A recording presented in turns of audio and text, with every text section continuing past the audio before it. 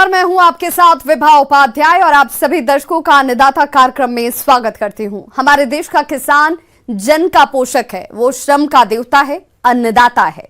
उसमें ही भारत की आत्मा निवास करती है और ऐसे ही किसानों की प्रगति के लिए हम खेती बाड़ी से जुड़ी हुई बहुत सी नई लाभकारी जानकारियां हर रोज सुबह लेकर आते हैं। तो चलिए कार्यक्रम शुरू करने से पहले देखते हैं क्या है आज के अन्नदाता में। मूंग की फसल में कीट और रोग नियंत्रण के उपाय।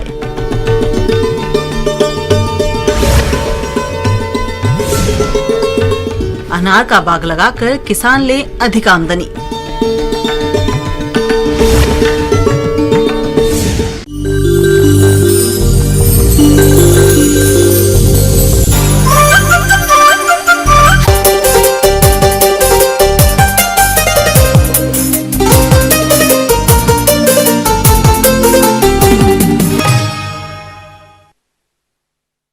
मूंग की खेती करके किसान कम समय में अधिक मुनाफा कमा सकते हैं, लेकिन फसल में आने वाले कीट और रोगों के कारण फसल को भारी नुकसान होता है और उत्पादन में कमी आने से किसानों को आर्थिक हानि होती है। तो आप इनकी पहचान करके समय रहते नियंत्रण किस तरह से करें, इसकी समस्त जानकारी के लिए हम आपकी मुलाकात करवाते हैं जिला सीहोर की विषय विशेषज्ञ डॉक्टर सत्या शर्मा से।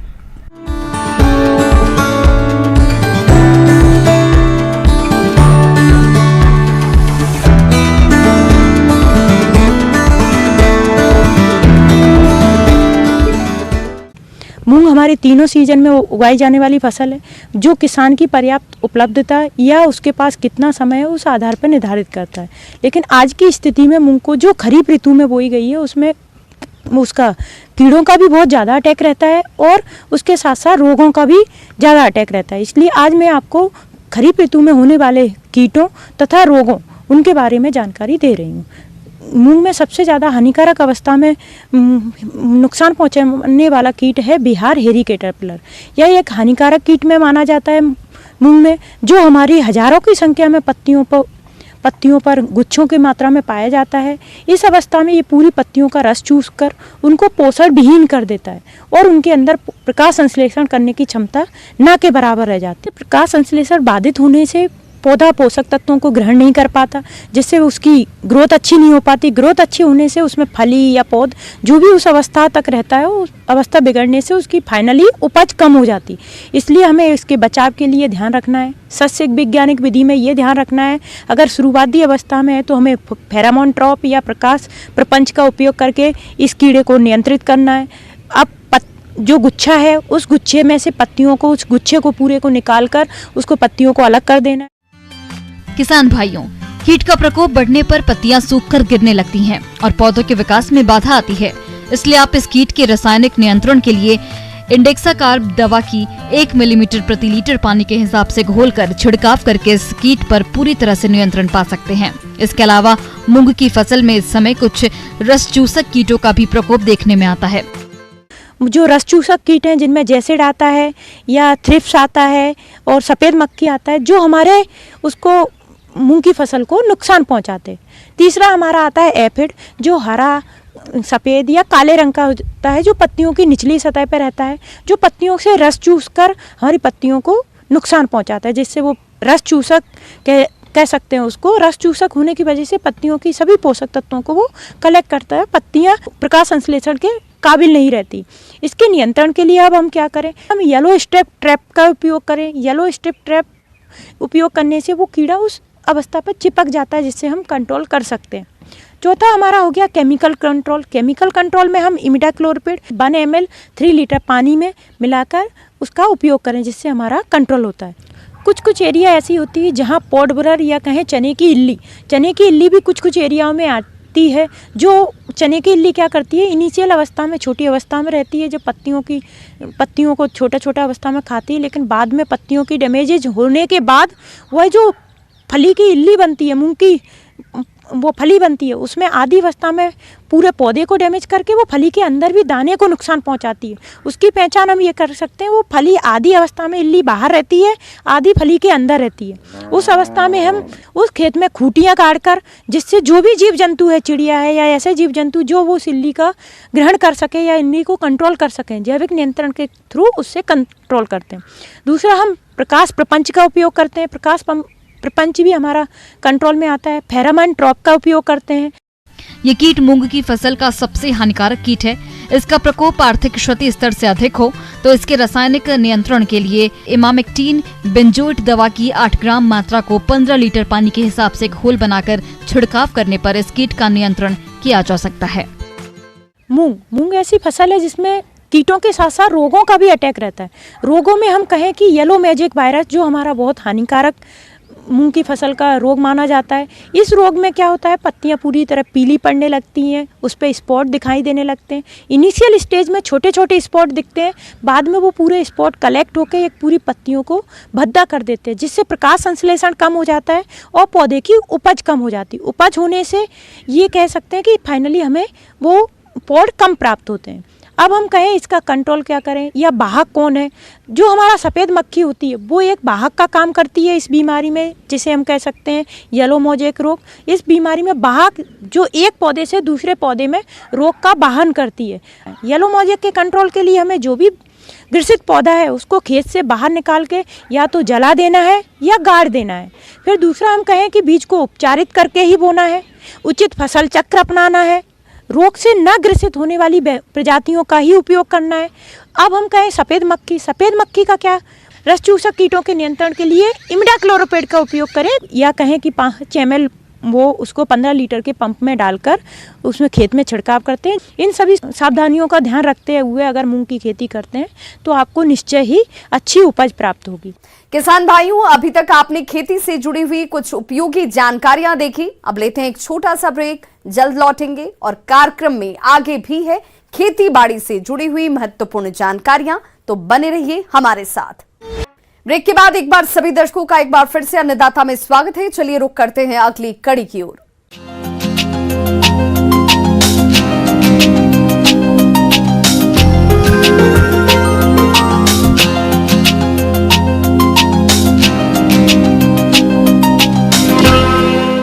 हमारे प्रदेश के जिन किसान भाइयों ने अनार के नए बाग स्थापित करने के लिए गड्ढे खोदकर तैयार कर लिए हैं, उनके लिए पौध रोपाई का सही समय है।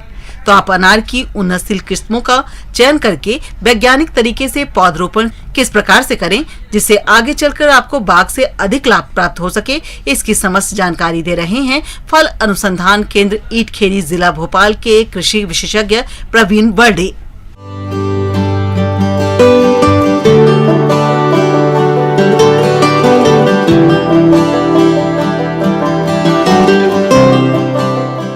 अनार की खेती के बारे में चर्चा करना चाहूँगा। किसान भाइयों, आज कल अनार का क्षेत्रफल काफ़ी बढ़ते जा रहा है, क्योंकि अनार एक ऐसी फसल हो गई है जो कि काफ़ी अच्छा उत्पादन देती है। प्रति हेक्टेयर के हिसाब से इसमें काफ़ी अच्छा उत्पादन प्राप्त होता है। इसकी जो खेती कैसे की जाए, इसकी चर्चा करना चाहूँगा। अनार का पौधा 3-4 साल में पेड़ बनकर फल देने लगता है और एक पेड़ करीब 25 वर्ष तक फल देता है। साथ ही अब तक के अनुसंधान के मुताबिक प्रति हेक्टेयर उत्पादकता बढ़ाने के लिए अगर 2 पौधों के बीच की दूरी को कम कर दिया जाए तो प्रति पेड़ पैदावार पर कोई असर नहीं पड़ता है। हालांकि ज्यादा पेड़ होने से प्रति हेक्टेयर उत्पादन करीब 1.5 गुना हो जाता है।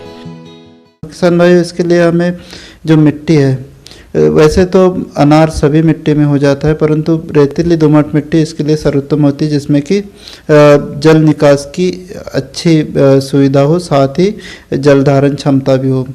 इसमें जो की जाने वाली क्रिया है जैसे कि रोपण है, और सबसे महत्वपूर्ण बात आती है किस्मों का सिलेक्शन। किस्मों के सिलेक्शन में हमें किस्में तो बहुत सारी है, लेकिन किसी क्षेत्र के हिसाब से सिलेक्शन करना बहुत ज़रूरी होता है। तो इसमें जो अपने अनार की किस्में, इसमें गणेश है, ज्योति है, मृदुला है, भगवा है, सुपर भगवा है और अरक्ता है। इसमें आजकल भगवा तथा सुपर भगवा काफ़ी प्रचलित किस्में हैं, जो कि जिनका बीज काफ़ी मुलायम होता है तथा फल का आकार भी काफ़ी अच्छा होता है। परंपरागत तरीके से अनार के पौधों की रोपाई करने पर 1 हेक्टेयर में लगभग 400 पौधे ही लग पाते हैं, जबकि नए अनुसंधान के अनुसार 3 गुना 3 मीटर की दूरी पर अनार के पौधों की रोपाई की जाए तो 1 हेक्टेयर में 1100 पौधे लगने से पैदावार 2 से 3 गुना तक बढ़ जाएगी।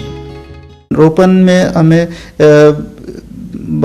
ध्यान रखने की बात यह है कि आजकल सघन बागवानी का कंसेप्ट चल रहा है, इसमें कि हम 5 बाई 2 मीटर पे भी इसके पौधों को लगा सकते हैं, जिसमें कि 1000 प्रति हेक्टेयर के हिसाब से पौधे आते हैं। इसके साथ में यदि 5 बाई 3 पे लगाते हैं तो 666 पौधे प्रति हेक्टेयर आते हैं। 4.5 बाई 3 मीटर पे यदि हम लगाते हैं तो 740 पौधे प्रति हेक्टेयर आते हैं। लेकिन जो इसकी सामान्यतः दूरी है 4 से 5 मीटर के हिसाब से इसका वृक्षारोपण सामान्य दूरी पे किया जाता है, जिससे कि काफ़ी अच्छा उत्पादन प्राप्त होता है। पौधारोपण के 1 माह पूर्व 60 सेंटीमीटर लंबाई, चौड़ाई और गहराई के आकार में गड्ढे खोदकर 15 दिनों तक खुला छोड़ दें, जिसके बाद गड्ढे की ऊपरी मिट्टी में 15 किलोग्राम पकी हुई गोबर की खाद, यूरिया 60 ग्राम, डीएपी 50 ग्राम, क्लोरोपायरीफास चूर्ण मिट्टी में मिलाकर गड्ढों को सतह से 15 सेंटीमीटर ऊंचाई तक भर दें। गड्ढे भरने के बाद सिंचाई करें ताकि मिट्टी अच्छी तरह से जम जाए। इसके बाद पौधों का रोपण करें और रोपण तुरंत बाद सिंचाई करना नहीं भूलें। किसान भाई, इसके साथ में हमें बहुत सारे बातों का ध्यान रखना होता है, जैसे सिंचाई के लिए हमें वैसे तो सामान्यतः फ्लड सिंचाई की जाती है, परंतु यदि ड्रिप सिंचाई का उपयोग किया जाए तो उससे उत्पादन क्षमता के साथ साथ जो जल की मात्रा भी कम लगती है तथा उपज अच्छी प्राप्त होती है। ट्रेनिंग प्रूनिंग जिसे कटाई छटाई या सदाई कहते हैं, यह भी अनार की फसल में बहुत महत्वपूर्ण होता है। इसमें जो सदाई है उसमें एक तो मतलब एक तना मतलब जिसे सिंगल स्टेम कहते हैं और दूसरा बहु तना मतलब कि मल्टी स्टेम के आधार पे इसकी सदाई की जाती है। तो इसमें एक तना में एक ही शाखा को बढ़ने दिया जाता है और साथ में पौधे के आकार को मेंटेन किया जाता है। बहु तना में एक पौधे से काफ़ी शाखाओं को बढ़ने दिया जाता है तथा उसमें फल आने दिया जाता है। अनार में वर्ष में 3 बार जून, जुलाई, सितंबर, अक्टूबर और जनवरी, फरवरी में फूल आते हैं। व्यावसायिक रूप से केवल 1 बार की फल ली जाती है और इसका निर्धारण पानी की उपलब्धता एवं बाजार की मांग के अनुसार किया जाता है। जिन क्षेत्रों में सिंचाई की सुविधा नहीं होती है वहां मृग बहार से फल लिए जाते हैं तथा जिन क्षेत्रों में सिंचाई की सुविधा होती है वहां फल अम्बे बहार से लिए जाते हैं। बहार नियंत्रण के लिए जिन बहार से फल लेने हो उसके फूल आने से 2 माह पूर्व सिंचाई बंद कर देनी चाहिए। तो आज अनार हर घर में पहुंच चुका है और हर परिवार में इसका सेवन किया जाता है। अनार काफ़ी अच्छा औषधीय गुणों से परिपूर्ण फल है। इसमें काफ़ी मात्रा में आयरन, मैग्नीशियम, पोटेशियम, फास्फोरस तथा सूक्ष्म पोषक तत्व पाए जाते हैं। किसान भाई, इन्हीं सब बातों का ध्यान हम अनार की खेती में रखते हैं तो अच्छा सफल उत्पादन प्राप्त कर सकते हैं। धन्यवाद। आगे और भी हैं खेती बाड़ी से जुड़ी हुई बहुत सी रोचक जानकारियां, पर यहां रुकेंगे एक छोटे से ब्रेक के लिए। जल्द हाजिर होते हैं। ब्रेक के बाद एक बार फिर से आप सभी दर्शकों का अन्नदाता कार्यक्रम में स्वागत है। बढ़ते हैं अपनी अगली प्रस्तुति की ओर।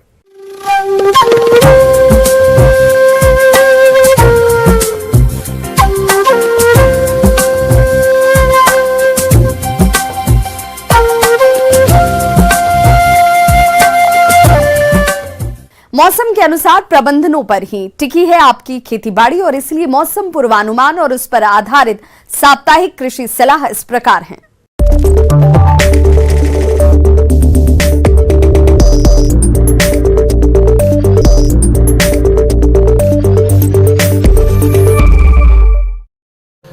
ग्रामीण कृषि मौसम सेवा, भारत मौसम विज्ञान विभाग, राजमाता विजयाराजे सिंधिया कृषि विश्वविद्यालय ग्वालियर द्वारा भेजे गए मौसम पूर्वानुमान रिपोर्ट के आधार पर आगामी दिनों में छिटपुट से मध्यम बादल छाए रहने और छिटपुट वर्षा होने का अनुमान है। अधिकतम तापमान 35 से 37 व न्यूनतम तापमान 24 से 25 डिग्री सेल्सियस रहने का अनुमान है। अधिकतम सापेक्षिक आर्द्रता 69 से 75% और न्यूनतम सापेक्षिक आर्द्रता 43 से 45% रहने व हवा लगभग 5 से 7 किलोमीटर प्रति घंटा की औसत गति से मुख्यतः पश्चिम दक्षिण व पश्चिम उत्तर से बहने का अनुमान है। ऐसे में इन क्षेत्रों के किसान भाइयों को सलाह दी जाती है कि इस समय खाली पड़े खेतों की बतर आने पर जुताई करें, जिससे खरपतवार न होने पाए व रबी फसलों की बुआई के लिए खेत तैयार रहे। संभावित मौसम में तिल की फसल में झुलसा रोग की संभावना हो सकती है, अतः दिखाई देने पर इसकी रोकथाम के लिए मैंगोजेब 3 ग्राम दवा प्रति लीटर पानी के हिसाब से घोल बनाकर 2 से 3 बार 10-10 दिनों के अंतराल पर छिड़काव करें। तुरिया की बुआई के लिए उर्वरक और उन्नतशील किस्मों का चयन कर बीज की व्यवस्था कर लें एवं बरसात खत्म होने पर खेत तैयार कर बुआई करें। अरहर की फसल में फली बेधक कीट का प्रकोप पुष्पा अवस्था से ही शुरू हो जाता है, इसलिए इसके नियंत्रण के लिए प्रोफेनोफास 1.5 लीटर प्रति हेक्टेयर की दर से 500 से 600 लीटर पानी में घोलकर छिड़काव करें। धान की फसल में तना छेदक कीट की संभावना हो सकती है, अतः दिखाई देने पर इसके नियंत्रण के लिए कार्टाफ हाइड्रोक्लोराइड 4G की 15 किलोग्राम मात्रा प्रति हेक्टेयर की दर से डालें। बैंगन और भिंडी की फसल में तना छेदक और फल छेदक कीट की संभावना हो सकती है। दिखाई देने पर इनके नियंत्रण के लिए पहले ग्रसित फलों को तोड़कर नष्ट कर दें और उसके बाद स्पाइनोसेड 48 EC कीटनाशक दवा की 1 मिलीलीटर मात्रा प्रति 4 लीटर पानी के हिसाब से घोल बनाकर छिड़काव करें। इस समय बैंगन, टमाटर, खरीफ प्याज, मिर्च और अगेती फूल गोभी की तैयार पौध की खेतों की तैयारी करके रोपाई करें। टमाटर की फसल में इस समय लीफ कर्ल यानी चुर्रा मुर्रा रोग की संभावना हो सकती है, अतः दिखाई देने पर इसके नियंत्रण के लिए थायोमेथाक्साम 25 DG की 100 ग्राम मात्रा 500 से 600 लीटर पानी में घोलकर प्रति हेक्टेयर की दर से मौसम साफ होने पर छिड़काव करें।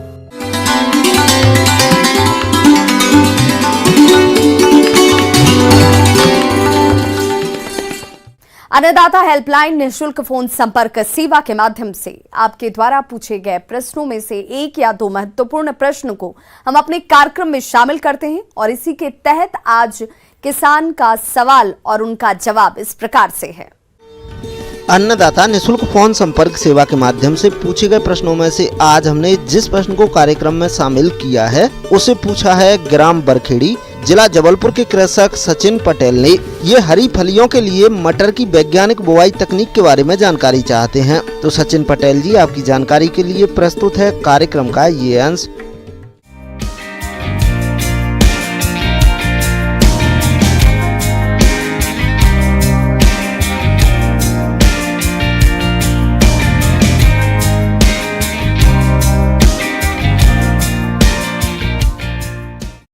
जैसा कि आज हम लोग जिस बात पे बारे में चर्चा करने जा रहे हैं, जिस विषय पे, वो है कि सब्जियों वाली मटर की कैसे खेती की जाए वैज्ञानिक विधि द्वारा, कौन कौन से प्रभेद का कैसे चयन करें। तो सबसे पहले हम लोग ये जान लें कि जो सब्जियों वाली मटर की खेती है वो बेसिकली जो मुख्यतः हम लोग ठंडी के मौसम में लगाते हैं। ठंडी के मौसम में लगाते हैं तो हम लोग को किन किन बातों का ध्यान रखना है उस चीज़ के बारे में हम चर्चा करते हैं। किसान भाइयों, जब बात आती है दलहनी सब्जियों की तो किसी भी मौसम या किसी भी क्षेत्र में सब्जी वाली मटर पहले नंबर पर होती है। मटर एक खास सब्जी की फसल है जिसका हरी अवस्था में फलियों के रूप में सब्जी के लिए प्रयोग किया जाता है। इसमें भरपूर मात्रा में प्रोटीन, कार्बोहाइड्रेट, विटामिन और खनिज लवण पाए जाते हैं। सब्जी वाली मटर की खेती हमारे देश के मैदानी और पहाड़ी इलाकों में की जाती है। इसकी बुआई मैदानी इलाकों में अगस्त के अंतिम पखवाड़े से अक्टूबर तक करना फायदेमंद होता है, लेकिन इस फसल से अधिक आमदनी के लिए अगेती फसल के रूप में इसकी बुआई अगस्त के अंतिम पखवाड़े से सितंबर तक की जाती है। तो सबसे पहले तो हम लोग देखते हैं कि हमारा जो ये वातावरण कैसा है, वहाँ का टेम्परेचर क्लाइमेट कैसा है, तो ठंडा होना चाहिए। अब मिट्टी की बात करें तो मिट्टी का हम लोग कैसे चयन करते हैं कि मिट्टी हमारी दोमट और भुरभुरी मिट्टी होनी चाहिए। साथ ही साथ मिट्टी में नमी पर्याप्त मात्रा में होनी चाहिए। नमी पर्याप्त मात्रा में कैसे हो, इसकी जांच करने के लिए हमें क्या करना है कि एक मुट्ठी मिट्टी उठा करके उसको हम लोग मुट्ठी से बांधते हैं। अगर बांधने के बाद वो किसी आकार ले लेता है तब समझिए कि हमारा मिट्टी पर्याप्त है। खेत का पलेवा करके एक जुताई मिट्टी पलटने वाले हल से और 2 जुताइयां देशी हल या कल्टीवेटर से करके पाटा लगाकर खेत को भुरभुरा व समतल कर लेना चाहिए। अब उसमें हम लोग कौन कौन सी रासायनिक चीज़ या फिर कौन कौन सी उर्वरक चीज़ को मिलाएंगे, तो उसमें हम लोग को मिलाना है कंपोस्ट। 150 से 200 क्विंटल प्रति हेक्टेयर कंपोस्ट, जैसे कि वर्मी कंपोस्ट हो गया, या फिर हम लोग फार्म यार्ड मैन्योर का इस्तेमाल कर सकते हैं। अगर नत्रजन हमें लेना है तो नत्रजन 50 kg प्रति हेक्टेयर की दर से हम लोग लेते हैं। फॉस्फोरस और पोटास दोनों को हमको 60 kg 1 हेक्टेयर के लिए हमें लेना है, जिसमें यूरिया की 20 किलोग्राम और अन्य खाद उर्वरकों की पूरी मात्रा बुआई के समय दें और शेष बची यूरिया की 25 किलोग्राम मात्रा का प्रयोग आप 25 से 30 दिन की खड़ी फसल में करें। अब आगे आते हैं कि हम लोग मटर का खेती में कौन कौन सा प्रभेद का चयन करें। तो मटर की खेती में 3 प्रभेद आते हैं, अलग अलग समय पे उनका लगाया जाता है। अगर आगात प्रभेद की बात करते हैं तो आगात प्रभेद में हमारा अर्का मशहूर है, अर्का निर्मल है। उसके बाद हम लोग जो मध्यकालीन जो मध्य समय में जो लगा सकते हैं उस प्रभेद में आता है आज़ाद मटर और अर्का संपर्ण। अगर हम लोग पिछात मटर की बात करें कि पिछात प्रभेद अगर चयन करना चाहें तो पिछात प्रभेद में हमारा आता है पंत उपहार और जवाहर मटर 21। बीज दर हमारा क्या होगा, हम लोगों ने प्रभेद का चयन कर लिया, सही समय भी निर्धारित हो गया, लेकिन बीज दर भी बहुत ही इम्पोर्टेंट चीज़ है। उसके लिए हमें 40 से 50 किलोग्राम 1 हेक्टेयर में सब्जियों वाली मटर की बीज को लेना है।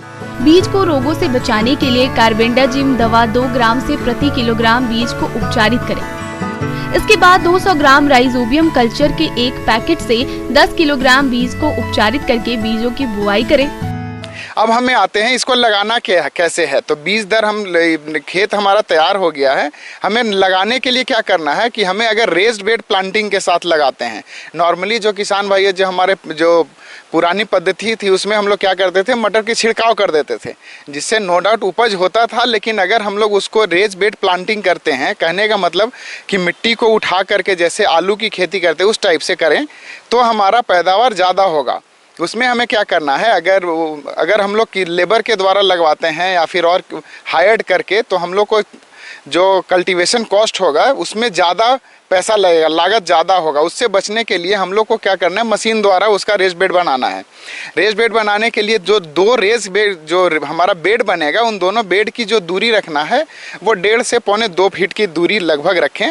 अब हमें बीज बुआई के लिए जो हमारा कितना गहराई में बीज जाना चाहिए, तो एक बीज की गहराई हमारी जो होनी चाहिए वो 1.5 से 2 इंच तक का होना चाहिए।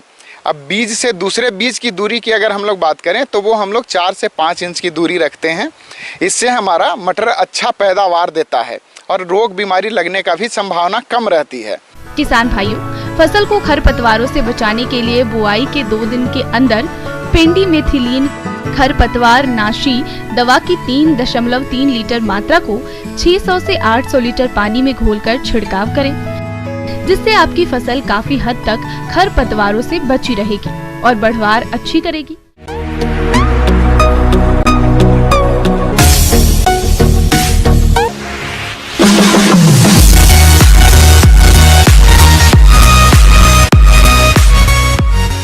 आइए अब एक नजर डालते हैं राज्य के कुछ चुनी हुई मंडियों के प्रमुख फसलों के बाजार भाव पर।